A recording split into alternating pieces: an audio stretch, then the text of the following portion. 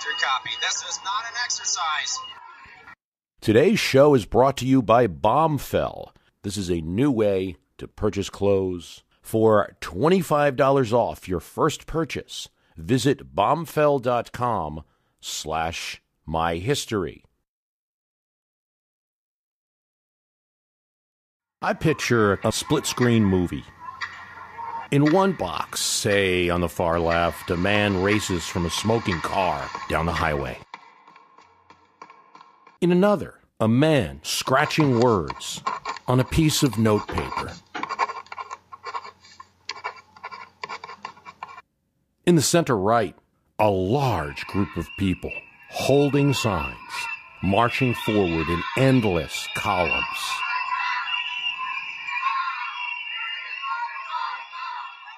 And to the far right, a rocket propelled by enormous fire rises, then splits into parts.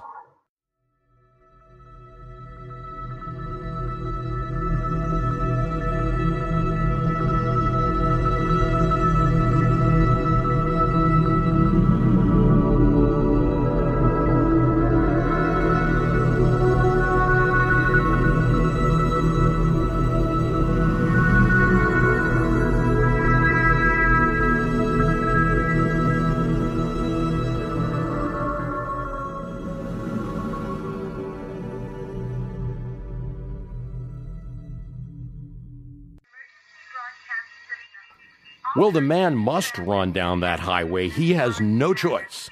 He was driving his car, and then there was the boom, the flash of light, the smoke, and his car stops in this little Kansas town. But he can't just wait there. He's a doctor, and this is an emergency. He needs to get to the hospital.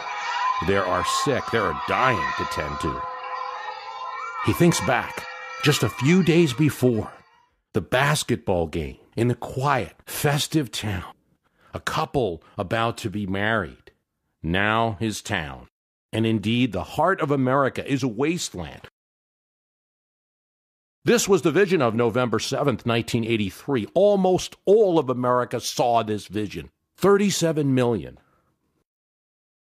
That's a lot now, and it's an awful lot back then. We're watching The Day After, a special TV movie dramatizing the moment that the U.S. and the Soviet Union launched nuclear weapons. President Reagan notes in the diary, "It's anti-nuke propaganda, but we are going to take it over and say it shows that we need to keep doing what we're doing." Indeed, George Shultz, Secretary of State, issues a statement right after the broadcast that is read by the news networks and on a panel discussion. Nuclear war is unacceptable. The realization of it is the basis for the successful policy of the United States. On the day that the film airs, the Reagans were in the White House watching Robin Hood. 1983, the year that we'll discuss, was a high point of the Cold War scare. I mean, the highest point might have been Berlin, and certainly we know the Cuban Missile Crisis. But I still think it's hard to get back to 1983 mentally.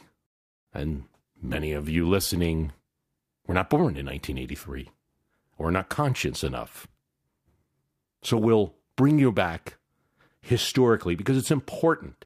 It's a time when the day after was not far-fetched. Thousands of nuclear warheads pointed at cities in the United States. And indeed, they still are to an extent, but it was so much more intense then, because it was by a power that was not talking at all. A power that had possible hostile intent. And of course, the United States had missiles aimed right back at the Soviet Union. But there was more. The nuclear thing gets all the attention, but there was also the threat of conventional forces, Soviet superior conventional force which could march across free Europe, turn them into Warsaw Pact puppet states. It was a fear of war that no one could control. But 1983 also saw a move to place new weapons on this stage, a move that President Reagan was spearheading. Following NATO policy since 1979, but doing so vehemently, British Labour Party, the Italian Communists, the German Socialists bristled and gained support over conservative opponents. The Soviets floated a bold idea of a nuclear-free Europe. Now, arguably, it was to their advantage if it was not accompanied by a reduction in conventional forces.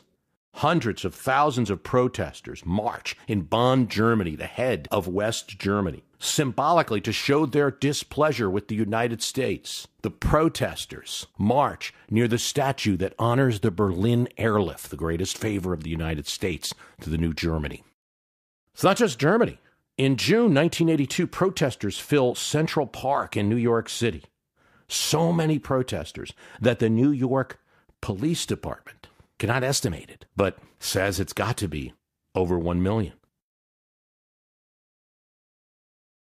They're holding signs that say, "Build houses, not warheads. No nukes. Freeze or burn. Save the humans. Reagan is a bomb. Both should be banned." Hundreds in red shirts that say, "Disarm." There are jugglers, T-shirt vendors, buttons on display. It's not just hippies and crazies anymore. It's everybody, a protester tells the newspaper. "It feels like the 60s, said another. 2,000 buses bring in people from Connecticut and from as far away as Quebec for the Central Park protest. Coretta Scott King is in the crowd.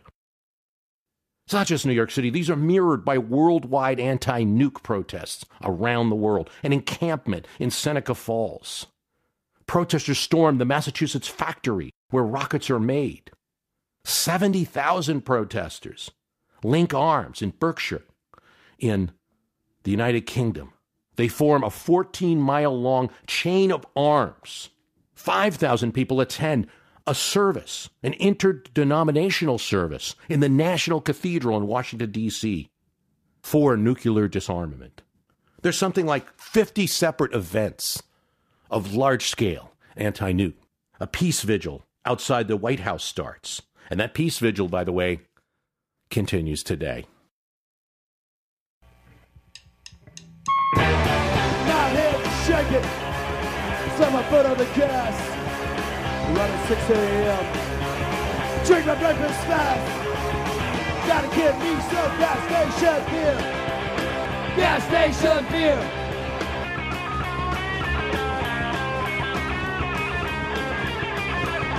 Musically, there is much picked up in this nervousness about weapons. The song 99 Luftballons, the band Nina, is a big radio hit.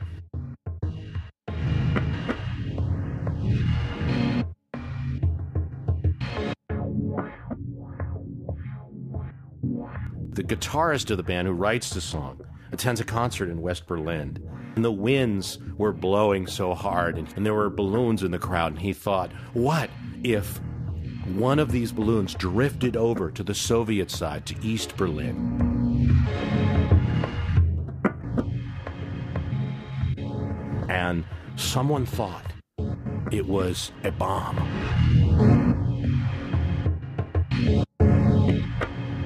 And it started a devastating war that destroyed the world. And that's reflected in the song, where, in the end of it, all that's left is a single balloon.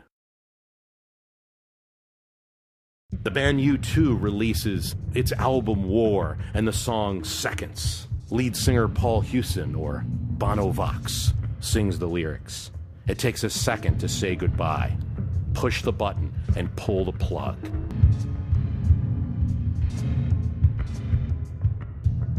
It captures the hair-trigger feeling of that year.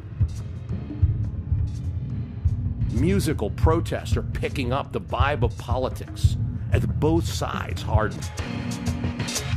War, Bono Vox said, was the motive of 1983.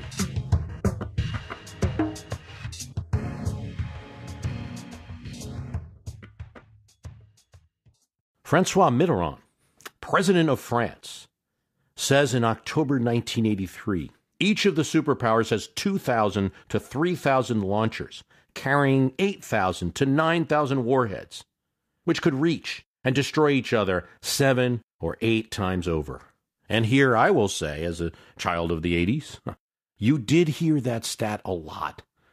How many times we could destroy each other, how many times over.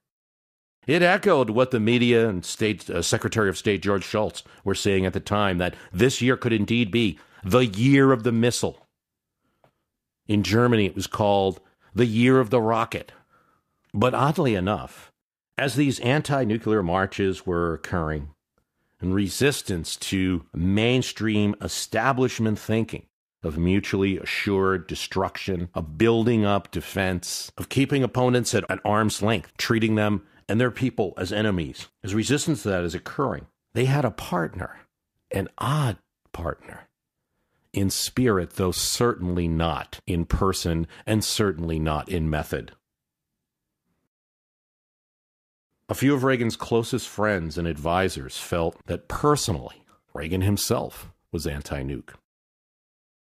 We've discussed it previously on this series, but here's his good friend Thomas C. Reed, former Undersecretary of the Air Force, and one of the California friends.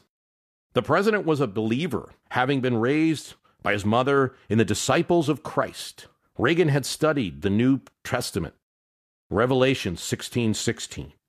He feared the final biblical struggle, the cataclysmic showdown between good and evil that might come during his term in office. Campaign manager Stu Spencer said that it's a very similar thing, that he asked Reagan in 1980, like, when we win this election, what do you want to do? I want to end the Cold War. Spencer had expected him to talk about taxes, defense, building American prestige. That didn't seem to be an option on the table. Sure, we'd all like to end the Cold War. That didn't seem to be an option on the table. Bud McFarlane, one of his national security advisors, said he saw himself not as a god, but as a heroic figure on Earth. It's not an evolution, as far as I can tell. It was something that was present in his thinking all along, or at least since the 60s, say.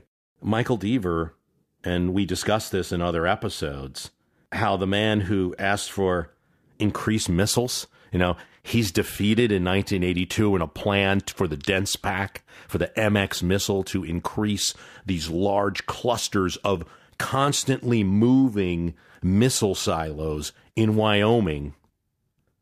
The experts, even some strong hawks in Congress, are against it. It's not going to work. Increases the defense budget some 45%. But he also, as Deaver says, scratches off a letter on White House stationery to Brezhnev. And he gives it to his national security team during a meeting up in the residence. Reagan's wearing a bathrobe. According to Deaver, was from deep in his soul. He had met Brezhnev before. We talked about this in the first episode. And he said, remember when we met and you took my hand, Brezhnev, and you said, we can't allow this to go to war. Let's not do it. He tells Margaret Thatcher during a meeting that mutually assured destruction is immoral. Now, Reagan is no picket sign holder, nor is he a Bono Vox. Thomas Reed and his other friends assert how his type of peace, his vision for peace, is paralleled with a peace through strength, peace through tough talk, the kind of things in arms control negotiations that was called the dual track. We're going to keep increasing the missiles until there's negotiations otherwise. Sounds very good on paper and the planners, but it's also like, well, what if there's no negotiations? Then you keep building missiles. And then there's a hair trigger event. We mentioned how when the day after aired that Reagan was watching Robin Hood. And what I hadn't mentioned, of course, is that Reagan had received an advance copy from the producers of the movie, and he watches it in October. And then I think we get a more genuine reaction to the day after in his diary. He records, "It left me very depressed. We must see that there is never a nuclear war. Diary of Reagan's not published till after his death. The letter to Brezhnev, not widely known, not widely talked about. There's always a lot of communications between the U.S. and the Soviet, but they're so gamed up. The earnestness of the letter is only known by the people closest to Reagan, and some of those people didn't like the idea.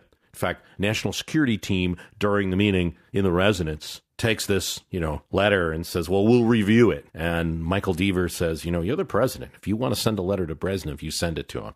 It does go to him. It's not well received, and Brezhnev dies the next year in any case. So everything outward is his hard stance. The truth is that a freeze now would be a very dangerous fraud, for that is merely the illusion of peace. The reality is that we must find peace through strength. I would agree to a freeze if only we could freeze the Soviets' global desires.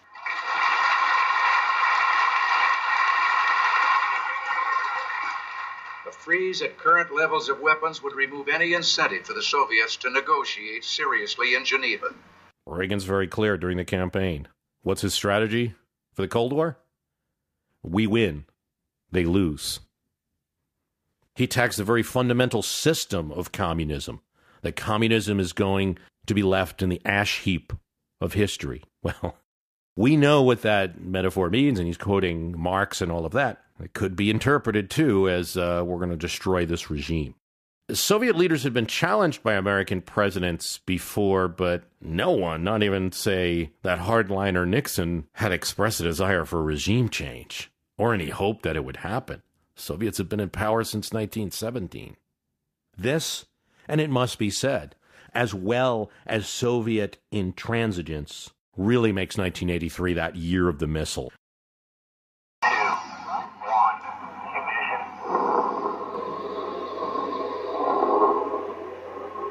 We tend to think of rockets going into space as exciting, ingrained as we are in the images of the Apollo program, and the vehicle enters the sky. The famous rockets of 1983 look like those, somewhat, but they are smaller, and their intention is not to find new worlds. They won't be even visiting the moon anytime soon. Their intention is simple and destructive. But they are complex. They have a few parts. The first stage of a Pershing missile, an aluminum ring, detaches shortly after liftoff. The first stage is all about propelling the rocket. The second propels it thousands of miles farther. Despite what will be a barbaric aim, it is smart. This second stage is smart enough to detach at the right time and then reverse thrust off, so that the second stage detachment of the missile will not spoil the missile's pathway. The third part of this latest technology is a G&C, a guidance and control module. It contains a Goodyear Aerospace Active radar guidance system, the latest. Controls pitch, and it has a radar map of the target zone. It can see like a bat. It can hit buildings, perhaps. It can hit command centers. The intent, at least, of the impact of these missiles is hitting specific targets to take out the retaliatory capability. That's the third part, the brain. Let's for the moment jump to the fuse. This will light the warhead, a W-85 set to 5 to 80 kilotons, depending on a target. For the record, about as many times stronger than Hiroshima. Yet there are thousands of these missiles. Hundreds in the new Pershing II system, replacing missiles in Europe originally placed back in the 60s. Reagan, in selling the program and selling the MX program as well, calls the old missiles jalopies. The Soviets have replaced their missiles in 76, and so there is a NATO plan starting in 79 to replace it, but it's actually going to get implemented at this point.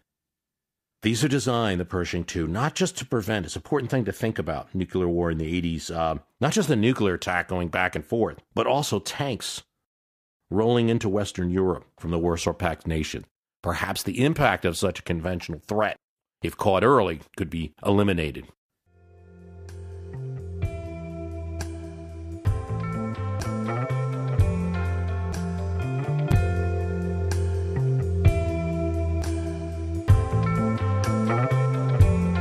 want to speak for a moment about the premium podcast from My History Can Beat Up Your Politics. I'm so grateful for those who have subscribed. Really a big help to support the program. If you're listening and this is kind of one of the podcasts that you're really, I wish I had, more content, I could hear more episodes, sign up for the premium podcast. It can be as little as $2 a month. It's at www.myhistorycanbeatupyourpoliticspremium.com. You sign up. It's a separate RSS feed for the premium extra podcast, the extra podcast from My History Can Beat Up Your Politics. And you can use that on any podcast app that's out there that I know of anyway, all the big ones. And you can listen to this special feed. In addition to, you're going to get episodes on a regular basis, including bonus episodes and replays of archived episodes. You're going to get access to an archive of episodes, and how many you get depends on what membership level. All right, we got the Friends of My History Can Beat Up Your Politics at $2 a month. Got Grover Cleveland at $8 a month. Chester Arthur at $4, and the Cincinnati at $19. That's it. That's for the foundational members that are really helping to support My History Can Beat Up Your Politics, and I'm very thankful for them. Some of the equipment you hear me talking on is a result of member donations. It really is. The fact that I have a new podcast host, Libsyn, which is much better and allows me to be on YouTube and other places that other podcasts have been and we haven't been able to get to, all because of member donations. So www.myhistorycanbeatupyourpoliticspremium.com. Help support the show and get bonus episodes.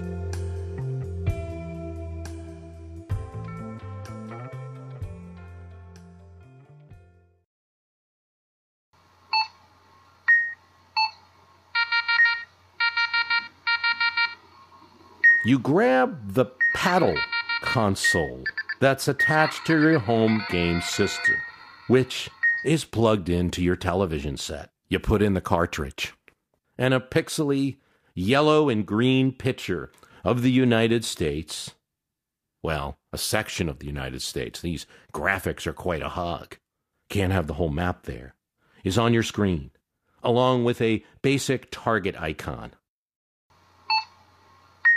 You turn the panel. The game's goal is to defend the United States from global thermonuclear war. Using this panel, twirling around, moving that target icon. The scenario is a computer glitch has caused an attack on the United States that no one planned. ICBMs are coming in, and you've got to use your paddle to target anti-ballistic missiles and interceptor jets to ward off the ICBMs coming in. You've got to be quick. You've got to be timely. Don't waste your jets. They need time to refuel. You've got to be strategic about warding off the missiles, or else you'll see cities and bases destroyed. And in a nod to Reagan and Star Wars, this game features an experimental laser that's really hard to use, but can be destructive to these missiles if you can get it going. The game is called War Games, and of course, it's based on a movie from 1983, yet another film about nuclear war. It airs on June 3rd, 1983. It stars a young Matthew Broderick as a computer hacker who, in the hopes of setting up, playing a game with computers, dials a lot of numbers, finding computers that will play a game with it in this very early online bulletin board. He finds a game player, well, at least he thinks he does, but the game player turns out to be a computer. He initiates a game, and the game is global thermonuclear war. I won't bore you with the entire movie, but it turns out that the computer is set to start a war, and it's all that Matthew Broderick, the hacker, and now working with NORAD can do to cancel this computer system and to get the humans on both sides to stop a war from occurring. Reagan is a friend of the director. He watches the movie, and the next day, he tells congressmen and the Joint Chiefs of Staff about it. Not only that, years later, closer to the end of his presidency, he writes to that director again and says, makes it abundantly clear, in case you thought your movie had nothing to do with what occurred, I can assure you that it did. That was a video game. That was a movie. It was something widely speculated about at the time. But nobody knew how close we might have actually came until Soviet archives were released.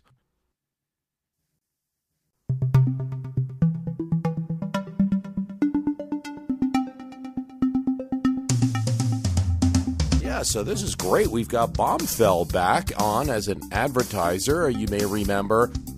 It's real simple. Do you like going to the stores and going to malls and parking and just to get clothes?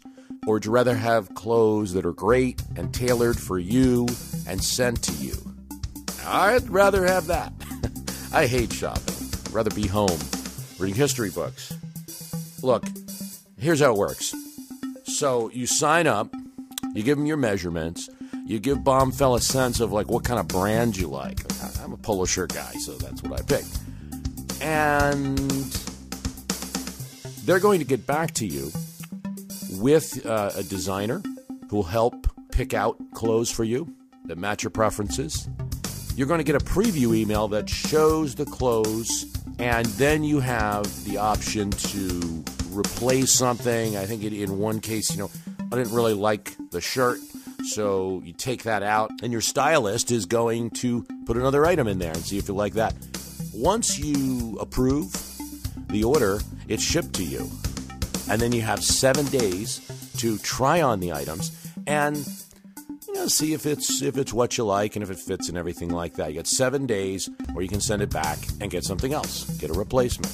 The first time I used Bombfell, I had to send something back. It's seamless, it's easy.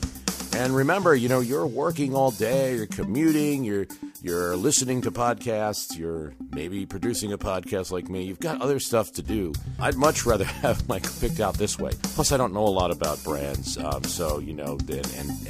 what matches with what and the like. So, Bombfell's good for that. It's for men or those who are shopping for men. There's a special offer. You get $25 off your first purchase if you use the promo code for My History Can Beat Up Your Politics listeners. And that is www.bombfell.com/myhistory. Bombfell.com/myhistory. Now, they have another special offer going on. The more items you keep, the more you save. So let's say you keep 2 items that the stylist picks out for you. You get 10% off. 3 items, you get 15% off. You keep 4 or more items, you get 20% off. Keep more and get more. The more you keep, the more you save. Just go to www.bombfell.com/myhistory. And remember, $25 off your first order for My History Can Beat Up Your Politics listeners. Thanks, Bombfell.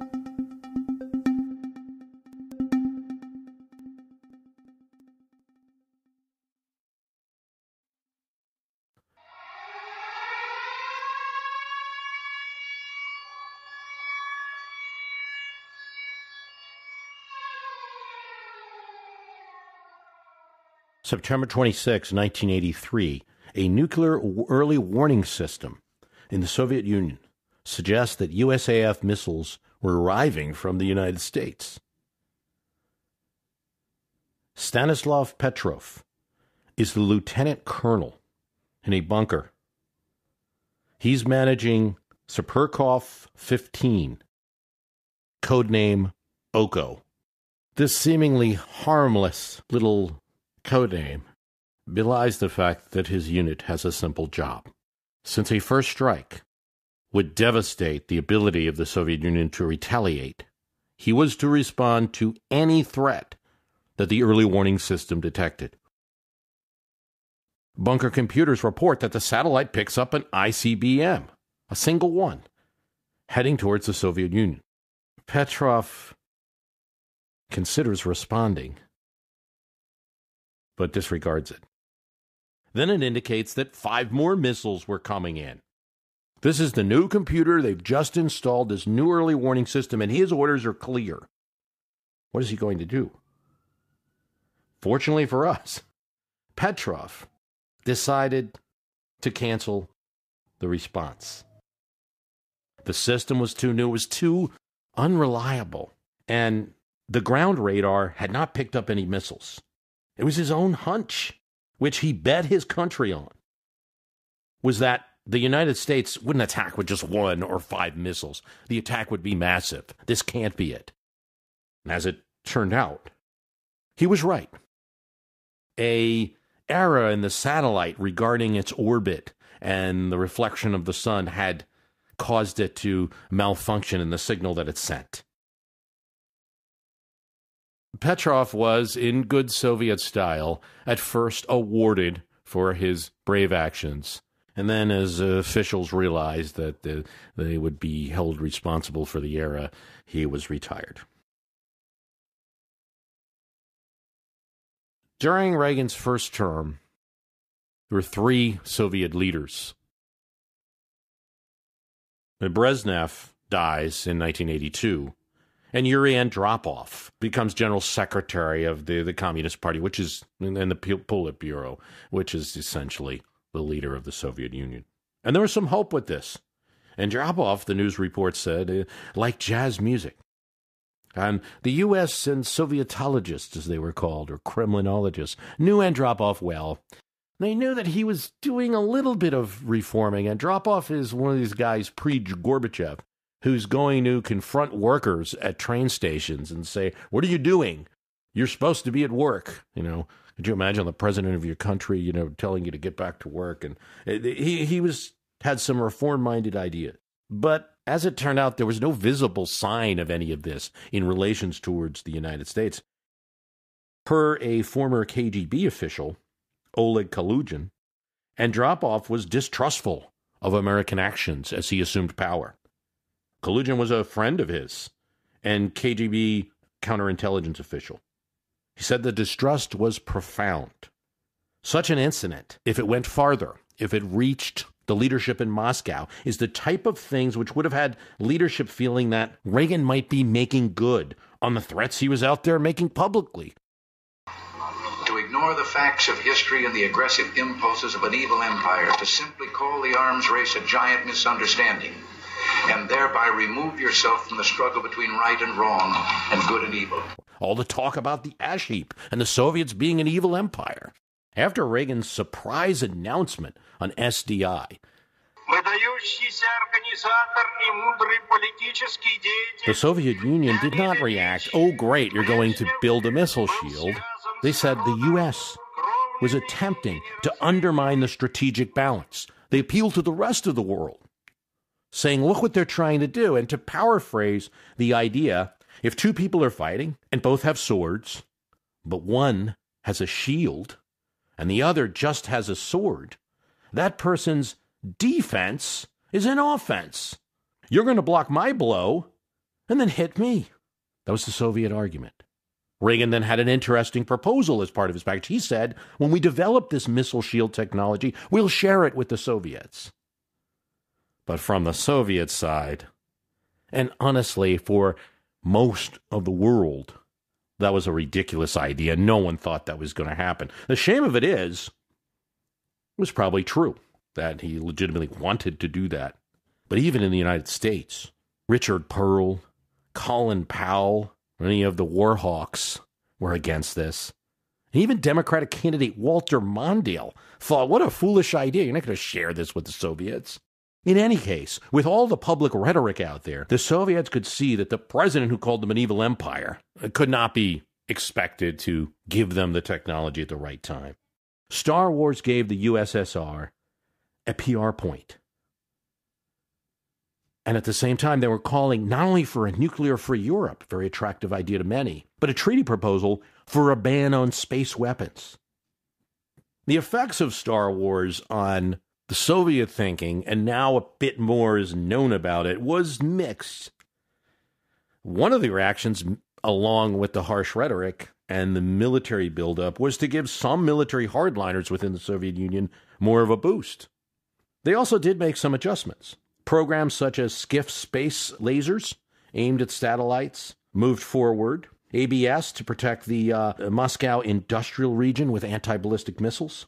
Albatross missiles, ground-based missiles aimed to take out satellites. Energia, heavy launcher to bring up weapons into space. Programs on all of these were accelerated long-term. The key, though, is that a lot of these programs, all of the programs I mentioned, existed before Reagan announced his SDI or Star Wars program. And they were not accelerated. The decision of the Council of Ministers approving acceleration of these programs did not occur till 1985. It didn't just react immediately. Oh my God, he's announcing Star Wars, we're going to react. Now, of course, the Soviet Union was already spending a high amount. There's estimates of 15-20% of its GDP on military or military-related operations. It does appear that with Star Wars, once the Soviets were able to establish some kind of match, not building a Star Wars program, but just a simple system, like knowing that any kind of SDI is going to involve satellites able to detect missiles in order to find a way to shoot them down, or that if they could just get very good systems to take out American satellites, they'd be good enough. By the end of the 80s, the Soviets were taking Star Wars off the table, not requiring the Americans to remove Star Wars. And these programs may have given them the confidence to do it. I think there's something important to consider about the period that we're in 1983, and that is that the Soviet Union and the Americans are not talking in a significant way. And part of this goes back to Carter, who had canceled some of the relations. You're going to talk about the Olympics. You're talking about a grain embargo, which Reagan does overturn when he becomes president, but nonetheless it's there. Afghanistan is going at this point. Secretary of State Schultz is in a congressional hearing, and Senator Paul Tsongas of Massachusetts questions him. You guys are going to be the first administration never to meet the Soviets. Schultz responds, so be it. So the battle goes to Europe, and Western Europe in particular, for acres of space, for silos, and hearts and minds. This occurs at a time when Reagan was pursuing a policy of pressure on the Soviets really around the world. Kissinger had said in 1969 that ideology didn't matter. Reagan made it clear that it did. Soviet sources say the Evil Empire speech was a point where Andropov and the Soviets considered that negotiations were futile. Talk in the UN lounge was that the Soviets would wait for another president. A handwritten note from Reagan to Andropov is answered, but for the most part, rebuffed. When the Soviets shoot down the KLL Korean airliner in this year, there's statements issued, but Andropov himself is mysteriously quiet. German leader Helmut Schmidt in fall 1982 says to George Shultz, "The superpowers are not seeing each other's reality. They cannot read you." All three powers in Europe that were supposed to get new Pershing II missiles to match the 76 Soviet missiles have significant elements, the major opposition parties in their countries, opposed to their deployment. The UK Labour Party, the Italian Communists, which at this time was the significant opposition party in Italy in 83, and the German SDP. They were opposed to missile deployment. They weren't just rabble-rousers on the fringes of their population. These were winning issues for these parties and threatened the pro-NATO governments in each of these countries. Reagan was 1 year from election himself, and Democrats were restless. We mentioned Tsongas' comment. Gary Hart calls for reductions in Reagan's defense spending. Mondale rails against war in space and not meeting with the Soviet Union. Ted Kennedy, Mario Cuomo all make similar statements. Comments about Star Wars, Tip O'Neill's dismissive comment about Buck Rogers' systems in space, demonstrate the feeling and the opposition to Reagan's proposals. Now, this is a series about Ronald Reagan. It's called A Dozen Ronald Reagans that we started, in 2016, and with so many events going on, I wasn't able to finish it in the way that I would. I'm finishing it now. The Dozen Ronald Reagans are the different Reagans that exist both, I think, in history and reality as near as we can tell, and then also in public perception of them. I think from what you're hearing, there's this double play at work. but also a desire to keep that dual track open, but not to beg for it. Here's what George Shultz says. He expressed openly his ideas about the Soviet Union. I could see his willingness to move forward, to speak with a communist leader, or even travel to a communist country. He realized, I thought, that he was being blocked by his staff, by the Defense Department, by the CIA led by William Casey, fierce anti-communist. And he was being blocked by his own rhetoric. There didn't seem to be a way to break all that tension. Until... Now for the bad news. The worst blizzard. As you can see on the East Coast satellite photograph, the worst blizzard of the century from Washington to Philadelphia. And here you can see the storm tracking right up the coast, heavy snow falling throughout the day, as much as 25 inches of snow in Washington. The record is 25, and these records go back to 1880. A snowstorm buries Washington, D.C. in snow February 12th, 1983. The Reagans could not go on a planned trip to Camp David, and so they invited Shultz to dinner. Soviet Ambassador Dobrynin was also in town. Shultz was meeting him. Shultz takes Reagan aside. Do you want to meet with him? Great, was how he answered. But then, as Reagan thought about it more, he tells Shultz, we have to keep it a secret. And then he further informs him, no detailed exchange, no specifics in this meeting. But if Andropov can do business, so can I. This meeting is not popular with the people that get Reagan elected, the real hardliners, the party favorites, the Reagan favorites within the party. It's not popular with the NSC. It's not popular with Bill Clark, one of Reagan's key advisors at this time. He calls up Bill Casey on the telephone as soon as he hears about the plans for this meeting. I want to let you know, Bill, I argued against this meeting. He echoed the feelings of Bill Casey, UN Ambassador Jeane Kirkpatrick, Defense Secretary Weinberger. This group wanted no movement, no talking, hard line with the Soviet Union. Keep them in the dark until concrete steps are made, until they move to us. Any talking was helping the Soviet Union more than us. As Bill Casey told George Shultz, don't be a pilgrim, George. What's that? An early settler. Don't be an early settler. The story of Reagan, still a staff-driven president, a delegator, can in some ways be a story of staff. It's really impossible to view the presidency, and I've seen that throughout this series, without looking at the different formations of staff. You know, he's doing really well under one of the regarded in Washington as the best chief of staff, James Baker, and has his worst time under Don Reagan. But that might color the view too much in that direction, too. Because if we're just seeing him as a person bouncing between people, like essentially being one of those folks that are, you know, whoever they talk to last, that's who they listen to.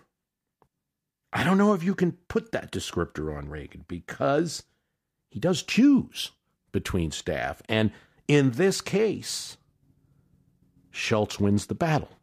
All of these people call Reagan. Shultz wins out. And a few days later, when Dobrynin arrives at George Shultz's office for a planned meeting with the Secretary of State, Shultz surprises him. Do you want to meet the president?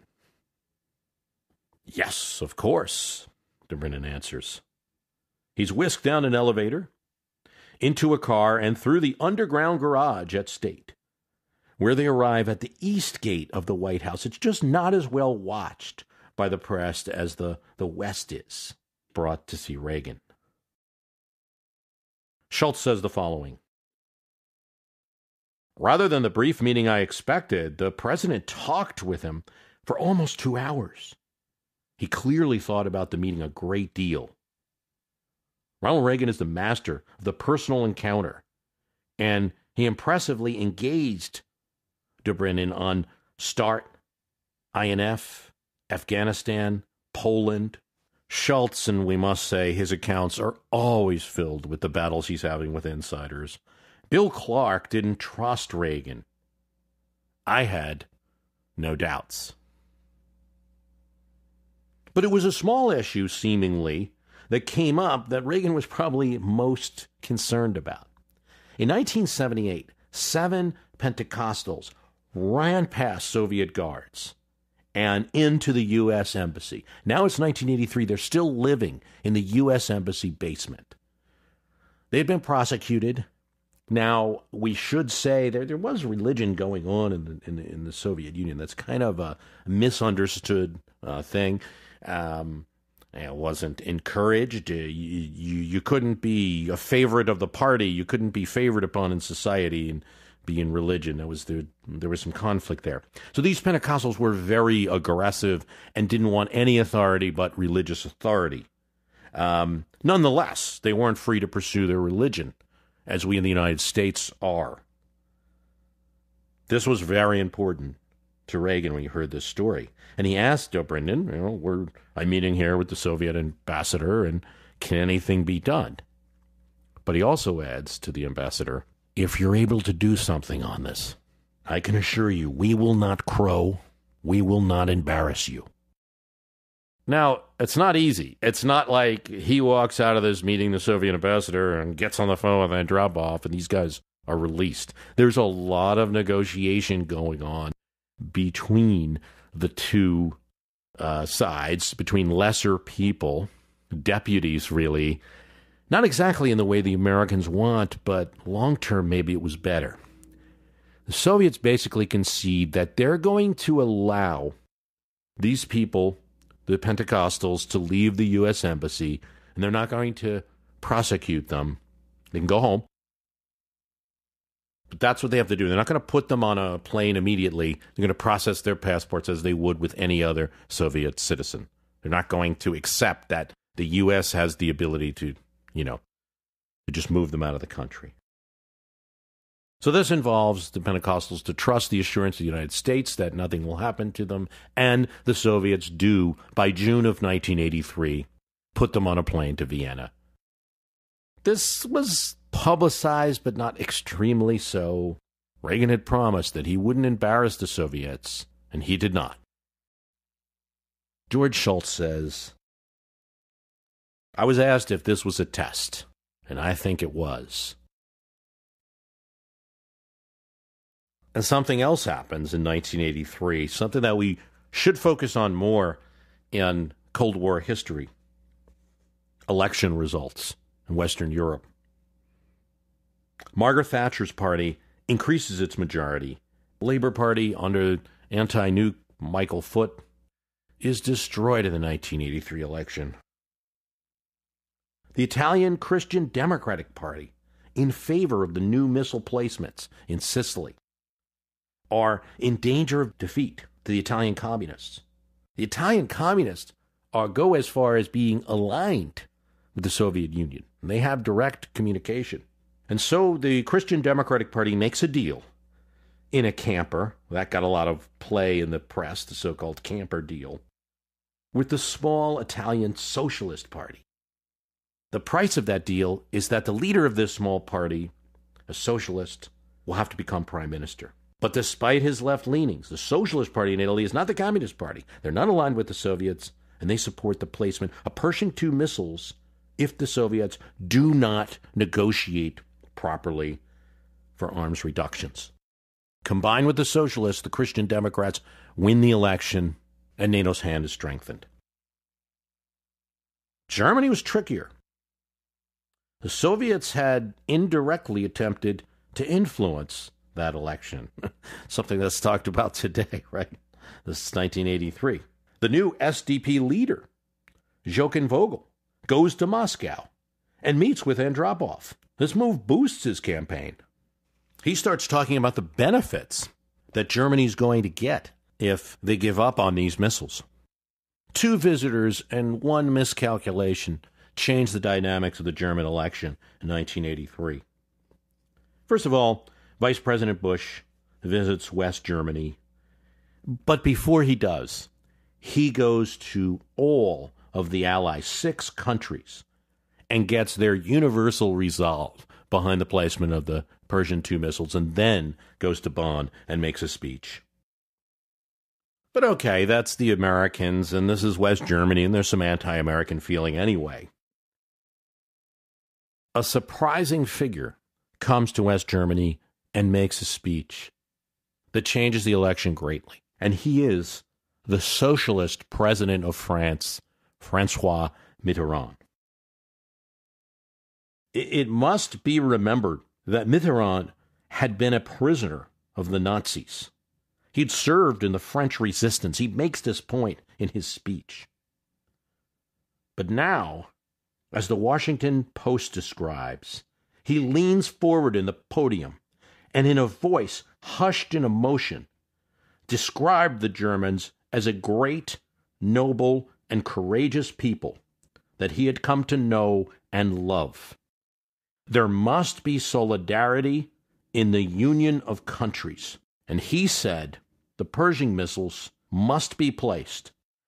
In addition, TASS, the Soviet news agency, reports, and it's widely known as the organ of the government, that there could be social unrest if the SDP didn't win. And this causes a bit of a backlash. Helmut Kohl and the CDU party wins a huge victory. This work with the Allies pushing back on Soviet influence in 1983 was as much a part of the end of the Cold War as all the steps that will come later.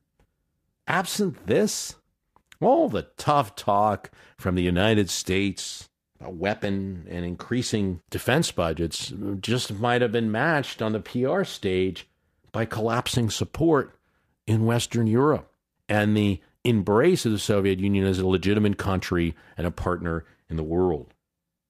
You know, in the Civil War, common thesis is that Abraham Lincoln's re-election in 1864 really ended the war, because before that, the Confederacy, could be hoping for a different government and a different leader, and after the election, there was no way. I think this is true of 1983 as well, and it's also true of Reagan's own election. His opponents attacked Star Wars, Buck Rogers' plans, and the like. Walter Mondale in 1984 certainly should not be said to go as far as the SDP or visit Moscow or anything like that, but Gromyko comes for meetings. Foreign Secretary, he meets with Reagan as well. He also meets with Walter Mondale.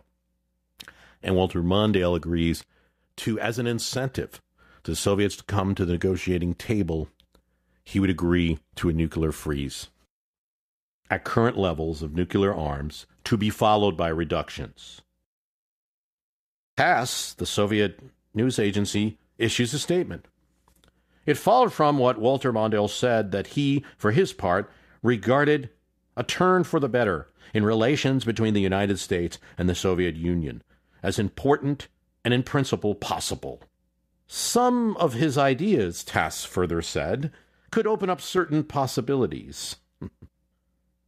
Reagan and Schultz were looking for a different idea. We'll meet with the Soviets, and they were actually willing to take away some of the conditions, not to have additional conditions. It's not going to be like some of the hardliners want, like, you have to get out of Afghanistan for us to even talk. But he didn't want to provide any incentives on the U.S. side to bring the Soviets to the table. Mondale's embrace by TASS was unlikely to do him much good with the American public. Internally, there's another change in 1983, and that's that George Shultz, the Secretary of State, asserts himself. Secretary of State should have control over the foreign policy of the United States, except for the president, of course. Reagan's nature of delegating to staff meant that there was internal warfare during the Reagan administration at different times between different people. In one of many events that upset Schultz, there's a group of exercises between the U.S. and Honduras, which looks like a preview of an invasion of Nicaragua, something the world is very much against. Schultz has no idea about this. He's hearing about it from the news and after the fact, and definitely hearing about it from other countries. He's furious.